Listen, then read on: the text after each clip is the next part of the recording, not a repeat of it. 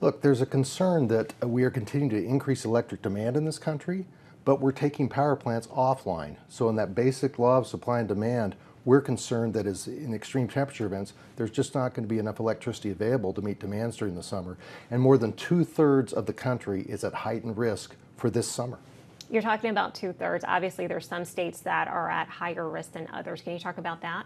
It's really the whole western half of the United States into the Midwest and New England. The only places that aren't at risk really are kind of the mid-Atlantic and the southeastern states, but that doesn't mean they're out of the woods. You know, you could have a situation happen anywhere because this is a trend that's been evolving for several years in a row now where again, electricity demand keeps going up. There are more electric vehicles. You know, we're electrifying so much of our economy, but we're taking power plants offline.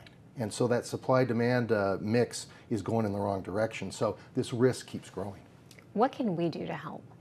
Well, first of all, we can get the policy world to stop digging us deeper in this hole. We keep having decisions made both at the federal level and at state level that's encouraging shutdown of existing generation.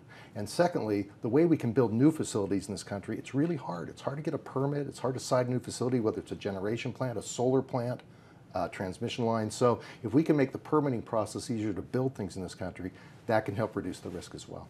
Well, let me ask this on a more personal and like local level, like you and I. Is there something that we can be doing? Is this a matter of putting our thermostats up a little bit more, something like that, to try to decrease energy usage? There's no question that during times of peak demand, individual consumers can make a difference by reducing their load.